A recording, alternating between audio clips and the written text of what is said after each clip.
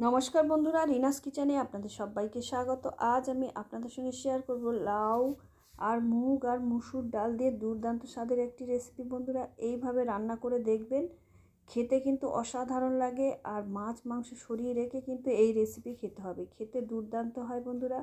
তার জন্যে আমি খানিকটা লাউ এই রকম টুকরো করে কেটে নিয়েছি, আর এক টুকরো কেটে দেখিয়ে দিচ্ছি কিভাবে লাউটাকে কেটে নিতে হবে। লাউয়ের খোসাটা হালকা করে ছাড়িয়ে অবশ্যই কচি লাউ নেবেন বন্ধুরা, আর নিয়ে এইভাবে ছোট ছোট ডুমো ডুমো করে আমাদের লাউটাকে কেটে নিতে হবে। আপনারা যেমন পরিমাণে খেতে পছন্দ করবেন সেই হিসেবে লাউটা নেবেন। একটু বেশি পরিমাণে নিলেই কিন্তু এই রেসিপিটা খেতে ভালো লাগবে, কম পরিমাণে নিলে কিন্তু ভাগে কম পড়ে যাবে বন্ধুরা। তাই চেষ্টা করবেন একটু বেশি পরিমাণে লাউটা নিয়ে রান্না করার। আর লাউগুলোকে ঠিক এইভাবে কেটে নিতে হবে, খুব বেশি বড়ও না আর খুব বেশি ছোটও না, মোটামুটি যেমন আলু পোস্তের লাউ আলু কাটা হয় ঠিক তার থেকে একটু বড় সাইজের করে লাউগুলোকে ডুমো ডুমো করে কেটে নিতে হবে। আর লাউয়ের যে ভুঁড়িটা রয়েছে সেটাও আমি একইভাবে কেটে নেবো, লাউয়ের ভুঁড়িটা কিন্তু বাদ দেবো না। দুর্দান্ত স্বাদের হয় বন্ধুরা, এই রেসিপিটা খেতে অসাধারণ লাগে। আর ভিডিওটা ভালো লাগলে অবশ্যই একটা লাইক করবেন আর চ্যানেলটা সাবস্ক্রাইব করে পাশে থাকবেন, আর সম্পূর্ণ এই ভিডিওটা দেখবেন। আমি আশা রাখছি আপনাদের ভীষণ ভালো লাগবে। দেখুন, সমস্ত লাউগুলোকে কিন্তু আমি একইভাবে কেটে নিয়েছি, আর লাউগুলোকে আগে থেকে গোটা গোটাভাবে ধুয়ে নিয়েছিলাম, নিয়ে কেটেছি। আর এর মধ্যে মুগ আর মুসুর ডাল আমি খানিকটা নিয়ে নিয়েছি, প্রয়োজন মতন ডাল আপনারা নিয়ে নেবেন। নিয়ে ভালো করে ধুয়ে পরিষ্কার করে এর উপরে ছড়িয়ে দিলাম, আর দিয়ে দিলাম 3টে কাঁচা লঙ্কা। দিয়ে ওভেনে একটা কড়াই বসিয়ে দিয়েছি, আর দিয়ে দিলাম খানিকটা সর্ষের তেল, 2 চামচের মতন সর্ষের তেল দিয়েছি। খুব বেশি তেলের কিন্তু প্রয়োজন হয় না, খুব অল্প তেলেই রেসিপিটা তৈরি হয়ে যায়। এবারে লাউ আর মুগ মুসুর ডাল আমি একই সঙ্গে দিয়ে দিলাম কড়াইয়ের মধ্যে, দিয়ে কিছুক্ষণ আমাদের নাড়াচাড়া করে এটাকে ভেজে নিতে হবে। আপনারা চাইলে শুধু মুসুর ডালও ব্যবহার করতে পারেন, কিংবা শুধু মুগ ডালও ব্যবহার করতে পারেন। তবে মুগ মুসুরের মধ্যে মুসুর ডাল দিয়ে তৈরি করলে বেশি ভালো লাগবে বন্ধুরা। আর মুগ মুসুর দুটোও দিতে পারেন, তাতেও খেতে অসাধারণ লাগবে। আর শুধু যদি মনে করেন মুগ ডাল দিয়ে তৈরি করবেন, তাও করতে পারেন। দেখুন, এইভাবে খুব সুন্দর করে আমাদের কিছুক্ষণ হাই টু লো ফ্লেমে বুঝে লাউ আর ডালগুলোকে ভেজে নিতে হবে। তবে খুব বেশি সময় কিন্তু ভাজা যাবে না, খুব বেশি সময় ভাজলে ডালগুলো কিন্তু সিদ্ধ হতে চাইবে না। তাই একটু কিছুক্ষণ, যেহেতু লাউ রয়েছে, অনেকটাই লাউ রয়েছে, তাই একটু কিছুক্ষণ ভেজে নিলেই হবে। দেখুন, এইভাবে নাড়াচাড়া করে লাউগুলোকে ভেজে নিতে হবে। গরম ভাতে বন্ধুরা দুর্দান্ত স্বাদের একটা রেসিপি, আপনারা অবশ্যই এইভাবে বানিয়ে দেখবেন, দারুণ হয় খেতে। এবারে আমি দিয়ে দিচ্ছি প্রয়োজন মতন জল। লাউ থেকেও জল ছাড়বে, সেটা হিসেব করে দিতে হবে।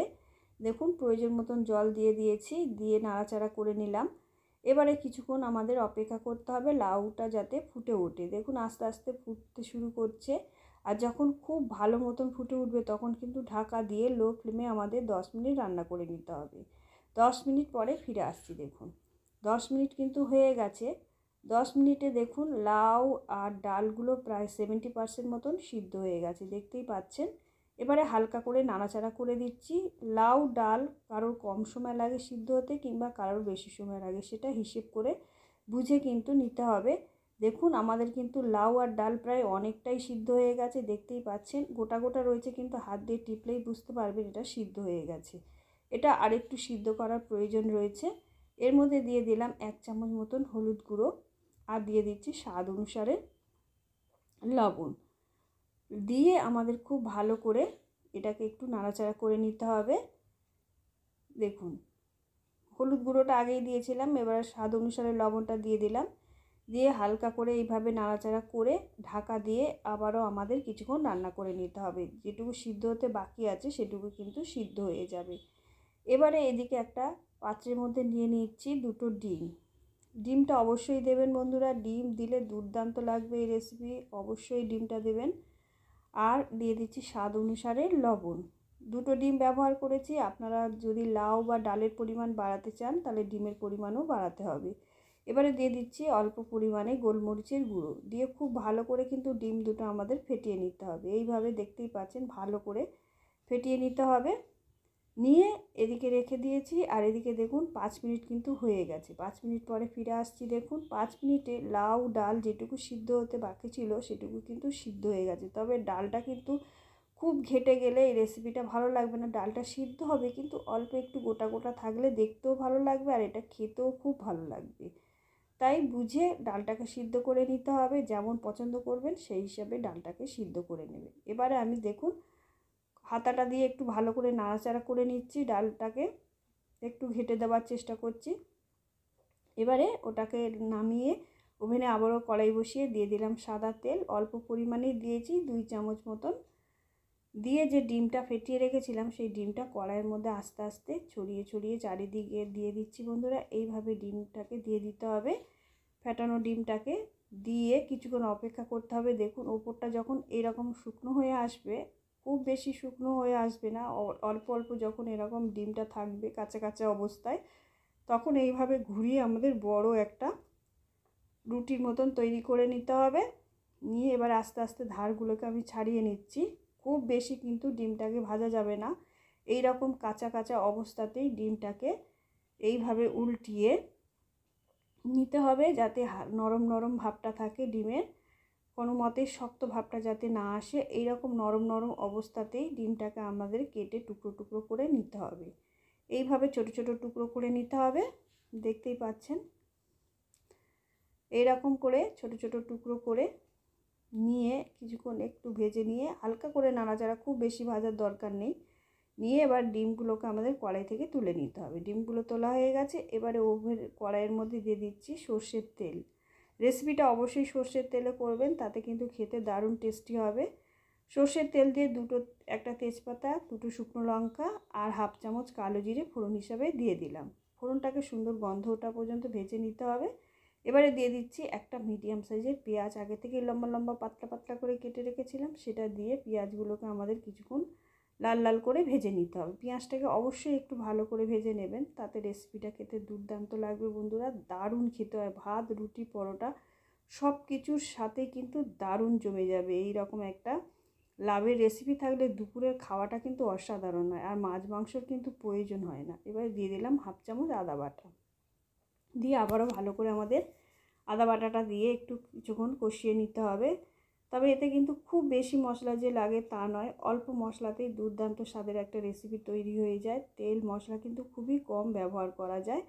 এবারে দিয়ে দিলাম অল্প পরিমাণে জল, কিছু গুঁড়ো মশলা আমি যোগ করব। দিয়ে দিচ্ছি হলুদ গুঁড়ো অল্প পরিমাণে, আগেও হলুদ গুঁড়ো ব্যবহার করেছি তাই সেটা বুঝে দিতে হবে। আর 1 চামচ জিরে গুঁড়ো আর 1 চামচ ধনে গুঁড়ো দিয়ে খুব ভালো করে আমাদের মশলাগুলোকে কষিয়ে নিতে হবে। দারুণ হয় বন্ধুরা, একবার এইভাবে বানিয়ে দেখবেন, অসাধারণ লাগে খেতে। এবারে যে লাউ আর ডাঁটা সিদ্ধ করে রেখেছিলাম সেটা এর মধ্যে দিয়ে দিলাম। দেখুন, দিয়ে খুব ভালো করে এটাকে নাড়াচাড়া করে নেবো, মিশিয়ে নেবো মশলাগুলোর মধ্যে, খুব ভালো করে মিশিয়ে নিতে হবে।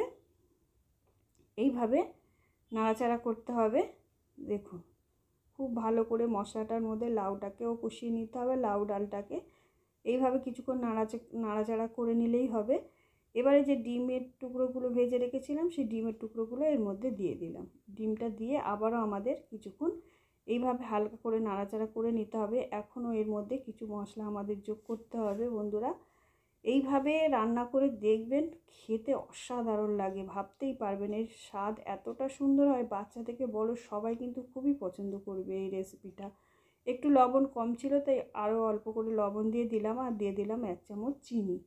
চিনিটা দিয়ে একটু নাড়াচাড়া করে নিয়ে ঢাকা দিয়ে আবারও আমাদের 2 থেকে 3 মিনিট রান্না করে নিতে হবে, যাতে সমস্ত কিছুই লবণ বা মিষ্টির স্বাদটা এর মধ্যে মিশে যেতে পারে খুব সুন্দরভাবে, যাতে ডিম বা ডাল লাউয়ের মধ্যে এই মিষ্টি ভাবটা এসে যায়, তাতে করে খেতে কিন্তু দারুণ হবে রেসিপিটা।